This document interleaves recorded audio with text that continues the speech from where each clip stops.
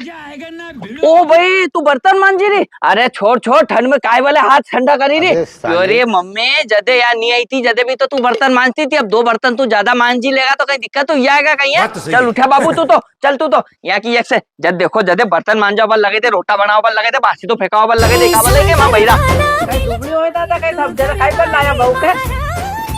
ओए रुक रुक रुक रुक रुक रुक, तू ये गोबर गोबर काबिल फेंकी रही? अरे क्यों रही मम्मी, थारे सोच नहीं पड़े क्या कहीं गोबर फेंकवा पर लाया क्या बासी तो करवा पर लाया अपना घर को? ए बेचारी का कोमल सा हाथ है, हाथ खराब हो जाएगा। अबे नहीं काल से गाय नहीं लूंगा घरे, गाय नहीं लूंगा तो यार चीज नहीं होगा। चल तू तो मत फेंक गोबर ओबर, ये काम करवाए कहीं।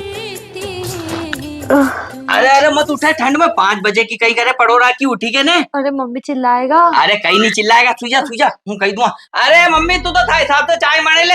अरे ओके तो बुखार आई क्यों, आपको तेज बुखार है, अभी डॉक्टर के बुलाना पड़ेगा।